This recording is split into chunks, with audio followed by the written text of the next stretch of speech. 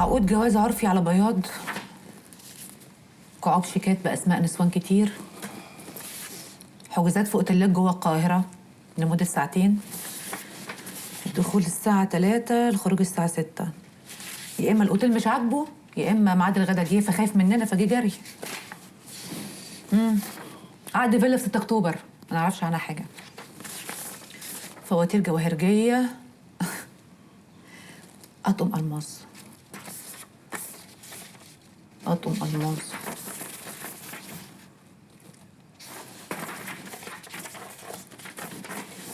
ده بقى عشان الله يرحمه كان بيخاف على صحتي، كان فيه البركة.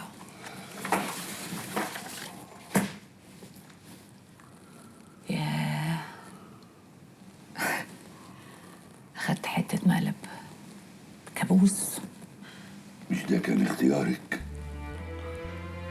انت جاي تقولي الكلام ده بعد 20 سنة؟ يا ما قلت لك يا فريدة، قلت لك انت لسه صغيرة ومفيش داعي للاستعجال. كان كلامي بيدخل من هنا يخرج من هنا، ولما سألت على أهله قلت لك يا فريدة ده يتخاف منه. أبوه نط فجأة من العدم لملياردير وهو عاش الحالتين، يعني زي ما بيقولوا بالبلدي كده الشبع من بعد جوع. كان طبيعي إن هو يعوض سنين الحرمان، وأول خطوة عملها إنه يجي يخبط على باب المستشار رفعت الطبي ويطلب إيد بنته. وبنته معرفش إيه اللي خلاها اتعمت ووافقت، وعلشان تثبت قدام أبوها إن اختيارها صح فضلت تداري على بلاويه لغاية ما فاض بيها وما قدرتش تستحمل فاتكلمت. نفسي أعرف انت جايبة العند ده كله منين؟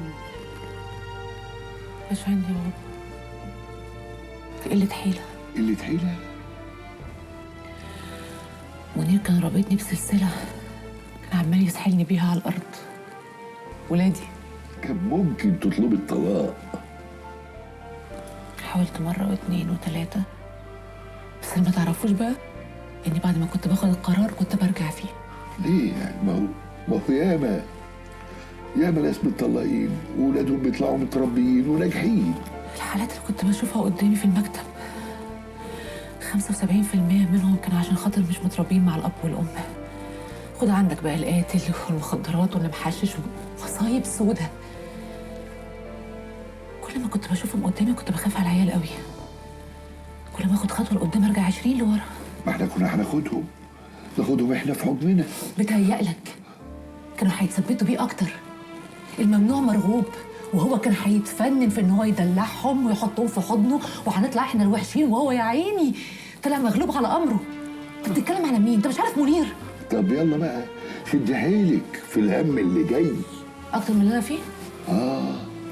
ما هو زي ما في سهى هيبقى في نهى وهيبقى في مها وهيبقى كل الأهى. مفيش ولا واحدة من دول هتقدر تاخد مليم من عيالي. هتظلميهم يعني؟ ظلم الظالم عدل. بس هما مش ظلمة. لا ظلمة. لما خدوا راجل متجوز وعنده عيال يبقوا ظلمة. فكري كويس يا فريدة في اللي انت بتقوليه ده، عشان انا عارف كويس انت مش هتقدري تقفي قدام الشرع والقانون. ادخل.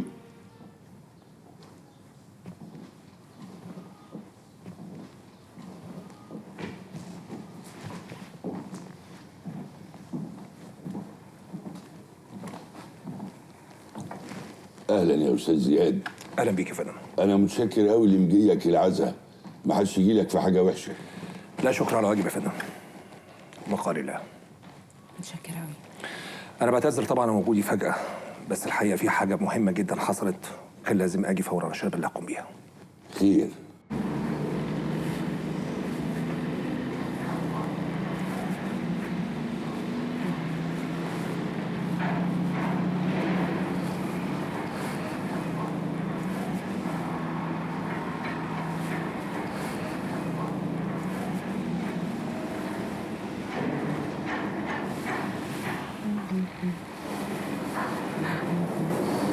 مازن،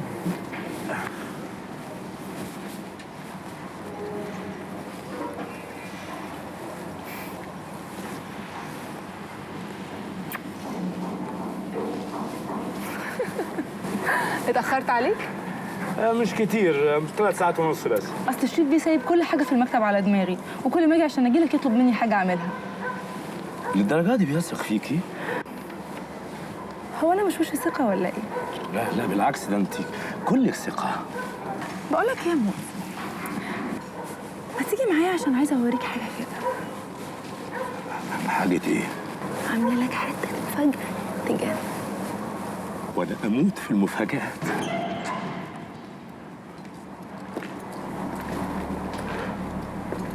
إيه ده؟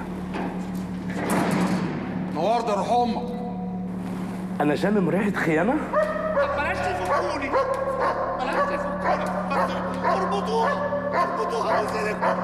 ده بياكل ودان اليمين، بياكل ودان اليمين. الحقوني. هخليهم يقلعوك مالتو ويسيبوك أنت والكلاب تجروا وتلعبوا مع بعض. لو ما قلتليش مين اللي بعدك. فريدة نفعت الدور. هتعملي ايه يا دكتوره؟ هكلمها طبعا. هتقولي لي ايه؟ هقول لها ان انا عرفت كل حاجه وهوديها في 60 داهيه. بالعكس، واحده زي دي لازم تطمن على الاخر، ولازم تحس ان مفيش اي حد خد باله من اي حاجه. ده يخليها تتصرف على طبيعتها وتتحرك وتروح البنك وتصرف كل الارصده اللي هناك بالتوكيل اللي معاها. انت متاكد ان معاها توكيل؟ شيبه دي يا سياده المستشار، واحده ادت اوردر عن طريق النت لبيع الاسهم، يبقى هتقبض الثمن ازاي؟ هتقبضوا يا اما كاش يا اما هيتحول لحسابها. لا، تقصدي لحساب المرحوم. الاسهم يا دكتوره باسم منير الدويري، يعني بعد ما تتباع الاسهم هتتحول لحسابه هو، وطالما الفلوس دخلت حسابه يا اما هو اللي يصرفها يا اي حد معاه توكيل. يعني خلاص ناويه تسحب كل الفلوس بالتوكيل اللي معاها. هو ده اللي خلاني اجي بسرعه، انا اسف جدا. بالعكس، احنا متشكرين قوي يا استاذ زياد. مع ان الواتيه كنت لسه معايا ما جابتليش سيره خالص على التوكيل. ما هو برضه اللي زي دي يا دكتوره مش هتقولك على السلاح اللي في ايديها. عندك حق. مبقاش في امان لاي حد في الدنيا. سياده المستشار، سيدنا النبي عليه افضل الصلاه والسلام قال ايه؟ عليه الصلاه والسلام. الخير فيه وفي امتي الى يوم الدين. فريده، دكتوره فريده، يا ترى شهاده وفاه المرحوم موجوده؟ ايوه كويس. احنا هنحتاج منها صور عشان نبعتها لجميع البنوك والهيئه سوق المال عشان نوقف التعامل لاي حسابات للمرحوم. حاضر. لا مش حاضر، انا عايز شهاده الوفاه عشان ابدا اتحرك. طب انت تتعب نفسك ليه؟ ما انت عارف ان انا عندي مكتب. دكتوره انا عارف ان عندك ناس في المكتب تخلص ده بسرعه، بس احنا كده بنضيع وقت وهندي فرصه لعزه انها تسحب الارصده كلها وتطلع بره مصر. هاتيله شهاده الوفاه يا فريده.